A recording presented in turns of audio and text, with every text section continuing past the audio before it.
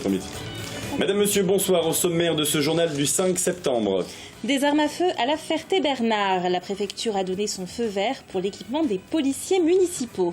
Bric-à-brac aux 2 km de Jaurès, le rendez-vous favori des fouineurs et des amateurs de bonnes affaires. Et puis nous terminerons ce journal avec du football. Sablé-sur-Sarthe s'est incliné à domicile face au TA Rennes. 3-1, grosse déception. Vous le disiez en titre, les 4 policiers municipaux de la Ferté-Bernard vont être armés. Oui Maxime, ils seront équipés d'armes à feu. La préfecture a donné son accord en juillet suite à une demande du maire.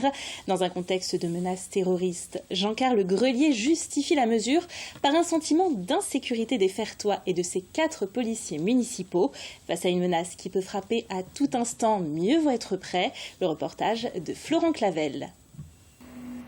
À la Ferté-Bernard, les rondes des policiers municipaux se feront bientôt pistolet à la ceinture. Ces 3 agents, mais aussi un 4e, seront formés et équipés d'ici 2017. On a le contexte national actuel et la deuxième raison, c'est que nos missions sur le terrain ont évolué, on est toujours plus sur le terrain et toujours plus proche de la population et on peut être à tout moment amené à rencontrer des personnes de mauvaises intentions. L'équipement viendra compléter la panoplie déjà à la disposition des policiers. Bâtons de défense télescopiques et bombes lacrymogènes. Dans une ville de 10 000 habitants peu connue pour ses faits de violence, la mesure étonne. De la com politique, le maire s'en défend. J'étais le premier en Sarthe à équiper ma commune de caméras de vidéoprotection. C'était en 2008. Il n'y avait pas d'échéance électorale. Donc je me dégage de l'ensemble de ces contingences-là. Et aujourd'hui, se souvenir simplement que le maire, la première de ses missions, c'est la sécurité publique. Du côté de la population, des réactions partagées entre le besoin d'être rassuré et la peur d'une escalade dans l'armement. Les voyous sont bien armés, il faut bien qu'ils soient armés aussi, il faut qu'ils puissent répondre. Ça rassure tout le monde, il n'y a pas que moi, je pense, aussi bien pour les personnes âgées que même pour tous les habitants de la Ferté. La problématique, c'est pas de se surprotéger. Je pense que la surenchère ne mènera pas à calmer la situation. La mesure fait partie d'un investissement global de 120 000 € pour la sécurité publique à la Ferté. 14 nouvelles caméras de vidéosurveillance quadrilleront les rues du centre-ville. Les policiers municipaux disposeront d'armes neuves. Signe des temps, le marché de l'occasion est en rupture de stock. C'était expérimental, c'est devenu la règle. Le taux d'encadrement des activités périscolaires a été abaissé. Il est officiellement d'un adulte pour 14 enfants de moins de 6 ans contre 1 pour 10 avant. Passé cet âge, il est d'1 pour 18 contre 1 pour 14. Un encadrement plus léger qui fait l'affaire des finances des communes, moins celle des animateurs. 5 syndicats appelés à la grève ce lundi pour dénoncer une dégradation des conditions de travail des animateurs. On écoute Sophie Bordeaux, animatrice périscolaire CFDT. Elle est interrogée au micro de Michael Texier. Quand on part en séjour, nous, en tant qu'animateurs, on est sur la base de 1 pour 12. Pourquoi est-ce que le TAP, on est sur 1 pour 18 ? Il y a beaucoup d'enfants qui, en primaire, qui sont qui bougent beaucoup, qui ont besoin de se défouler. Et le premier quart d'heure, on le passe à gérer le groupe. Voire même des fois toute la séance. Parce qu'il y a des enfants, ils passent leur temps à se chamailler. Et donc ça, c'est des problèmes qui vont s'accentuer ? Oui. Je pense, parce que 1 pour 18, pour moi, c'est pas concevable. Plus de peur que de mal au parc d'attractions Papéa près du Mans. Dimanche après-midi, un des faux rondins de bois qui sert d'embarcation au manège River Splash s'est retourné au cours d'une descente. À son bord, 2 adultes et 2 enfants originaires de Touraine. La mère de famille souffre d'une luxation à l'épaule. Elle a été prise en charge par les secours. Le reste de la famille en est quitte pour une belle frayeur et un véritable splash pour le coup. Le manège a été fermé au public, tandis que le parc d'attractions est resté quant à lui ouvert. On dit que l'avenir appartient à ceux qui se lèvent tôt, mais les bonnes affaires aussi. Ce dimanche, aux 2 km de Jaurès, il fallait laisser viennoiserie et grasse matinée aux autres, mais les courageux en étaient récompensés. En 14 ans d'existence, ce bric-à-brac a su se forger une belle réputation. Chaque premier dimanche de septembre, OG pas cher et bonne ambiance sont au rendez-vous. Laure Girard a été y flâner. Pour être certain d'écouler un maximum d'objets, les exposants aux 2 km de Jaurès sont déjà présents, à l'heure où, en général, seuls quelques joggeurs et autres noctambules foulent les pavés du Mans. En 6 ans de bric-à-brac, Reg, armé d'une bonne humeur à toute épreuve, a bien compris qu'il fallait être prêt le plus tôt possible et déballer vite, très vite. Vous êtes intéressé ou... C'est Poiture 37, madame. À 7h30, les acheteurs sont déjà là. Ils vont faire des bonnes affaires, quoi. Des collectionneurs de bouquins, de fèves, de miniatures de parfums. Ah, d'ailleurs, j'ai oublié les miennes. Mince. Comme elle, 400 exposants se sont levés tôt ce dimanche. Parmi eux, un bon tiers d'habitués, tous accueillis par Jean-Pierre et son équipe de bénévoles, heureux de retrouver les anciens et de faire connaissance avec les nouveaux. J'ai remarqué de plus en plus les gens du quartier qui, voilà, au départ, bon, peut-être ne voyaient pas forcément peut-être l'utilité, mais voyant le succès et le monde surtout qui passe, et puis les échos que ça marchait bien, les gens achetaient, ils faisaient une bonne petite recette en fin de journée. À 4 € le prix des 2 mètres de stand pour les exposants, il est facile de rentabiliser sa journée. Mais bizarrement, la plupart des vendeurs interrogés nous diront qu'ils ne sont pas là pour les bénéfices. Coquetterie de commerçants, sans doute. C'est vrai que j'espère récupérer ma mise aujourd'hui, quoi, de ce que j'ai mis, quoi. Mais bon, après, généralement, je la récupère. Autour de 8h30, le public plus familial commence à affluer, et ce, malgré le contexte sécuritaire. L'avenue est complètement imperméable. Il n'y a plus aucun véhicule qui peut passer. Et en plus, cette année, on a renforcé avec l'aide de l'État et de la municipalité pour la rendre encore plus sûre. Chaque année, 25 000 personnes sont attendues pour ces 2 kilomètres de promenade, avec au bout, peut-être, la perle rare. Et pour faire d'autres bonnes affaires, rendez-vous ce samedi pour la braderie du Mans.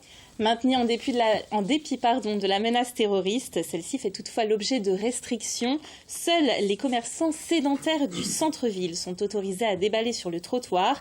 Impossible donc pour les particuliers et les commerçants non sédentaires. Le périmètre sera limité à la zone piétonne et un pan de la rue nationale. Les horaires de la braderie seront ceux d'ouverture et de fermeture des commerces sédentaires. Nouvelle édition et encore un carton pour l'opération Sport en Fête qui s'est déroulée samedi à Antares. Des milliers de personnes et plus de 150 associations étaient présentes. Nombre d'entre elles proposaient des démonstrations. Le but de la journée est de faire découvrir les disciplines et de permettre au public de s'y inscrire directement. Mention spéciale cette année encore pour les activités aquatiques comme la natation ou l'aquagym pour lequel certains sont arrivés dès 7h du matin afin d'être sûrs de pouvoir s'inscrire. À noter que cette manifestation est entièrement gratuite. Vous connaissiez Vite à Vie, un journal en papier semestriel qui depuis 1992 donnait la parole aux jeunes, direction Sablé-sur-Sarthe pour... Pardon. Pas du tout. Donc l'an dernier, il est devenu Vitav, un webzine toujours fait par et pour les jeunes manceaux. Pour en parler, nous accueillons sur ce plateau Mamadi Sangaré. Vous êtes le rédacteur en chef de ce journal en ligne. Bonjour. Bonjour, bonsoir. Alors déjà, est-ce que vous pouvez nous expliquer pourquoi est-ce que vous êtes passé comme ça de la transcription papier à Internet ? C'était pour être dans l'air du temps. Vite à Vie en version papier ne sortait ces dernières années que 3 numéros par an, 2 ou 3, un par trimestre. Et le basculement vers le web me permettait aux jeunes d'être plus réactifs et d'être plus en phase avec l'air du temps et l'actualité. Oui, c'est plus facile de rajouter des articles. Absolument. Vous pouvez rajouter tous les combien, les articles tous les jours maintenant, alors qu'avant, un numéro qui était préparé en juin ne sortait qu'en septembre. Donc d'ici là, il se passait beaucoup de choses et beaucoup de sujets pouvaient passer à la trappe et là, on est plus dans l'action.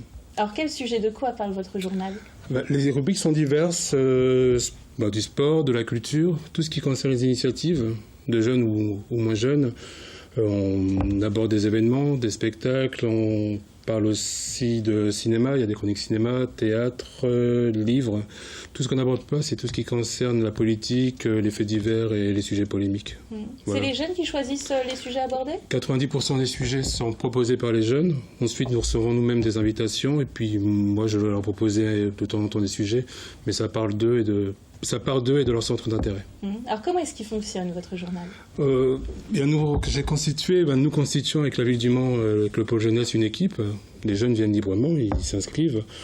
La majeure partie du temps, ils sont lycéens ou étudiants. Donc on va dire qu'on accepte tout le monde, de 15 à 30 ans. Ensuite, on a un groupe fermé sur Facebook qui nous permet de communiquer régulièrement. On communique par mail et une fois par mois, je les réunis en comité rédaction.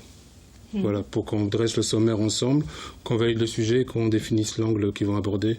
Et l'idée ensuite, c'est de savoir qui va faire les photos. Est-ce que c'est le rédacteur? Est-ce que ça va être un photographe de l'équipe? Qui va faire l'illustration s'il y a besoin?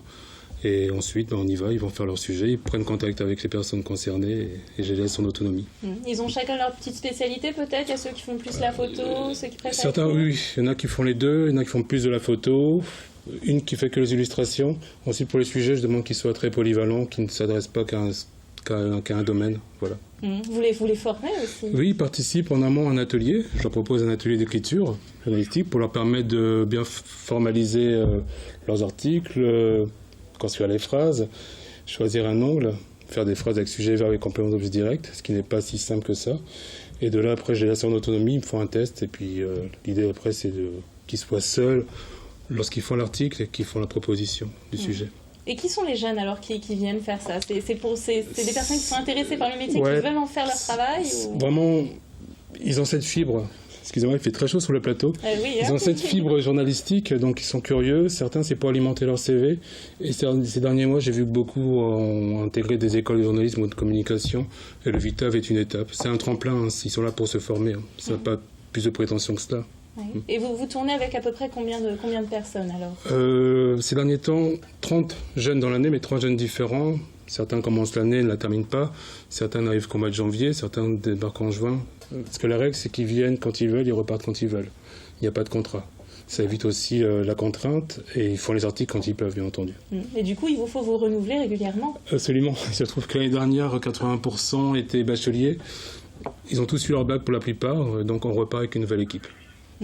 Félicitations à eux. Et donc, du coup, vous êtes en permanence dans la formation, en permanence Tout le temps, parce qu'il faut les accompagner, il faut les former aussi, il faut pouvoir aussi avoir un regard critique sur leur travail. Et leur proposer aussi de rencontrer d'autres acteurs du journalisme. Ça peut être une rédaction ici, participer à des ateliers photos avec des photographes professionnels, parce que je n'ai pas la prétention de tout savoir.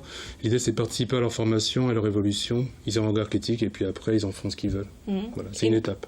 Et donc là, au jour d'aujourd'hui, si quelqu'un veut venir vous rejoindre, comment est-ce qu'il doit faire alors? C'est simple, il suffit qu'il vienne au pôle jeunesse 13 rue de l'Étoile, ou qu'il aille sur la page Facebook VITAV, ou qu'il appelle le 02 43 47 38 50. Voilà. Très bien, merci d'avoir accepté notre invitation. Juste, c'est valable pour les jeunes scolarisés au Mans ou domiciliés au Mans, et pour ceux qui viennent de Brest, que j'ai une amie de Brest qui voulait y participer, ce n'est pas possible. D'accord, voilà. C'est noté. Merci. Merci à vous. Au revoir. Direction Sablé-sur-Sarthe pour du football cette fois-ci. Et la réception de la Tour d'Auvergne n'a pas réussi aux Saboliens qui se sont lourdement inclinés 3-1. L'inquiétude commence à monter du côté de Sablé. Le reportage de Michael Texier et Amoun Chamsoudine. Il aura fallu 10 minutes exactement à la T-Arène pour prendre les devants. À l'origine, cette action qui se conclut par un centre et le contrôle de Michel. La balle au fond des filets donne le ton d'un match dominé par les Bretons en terre sartoise. À la 56e, Bardobrard creuse l'écart, 2-0.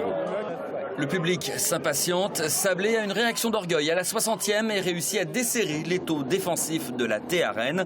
Ney profite d'une sortie du gardien breton et inscrit l'unique but sartois de la rencontre. Conclusion à la 90e par un troisième tir réussi pour la T-Arène. Le coach sabolien mesure l'ampleur du travail à accomplir avec son jeune groupe. On n'est pas prêt dans les têtes à faire des matchs CFA2 aujourd'hui.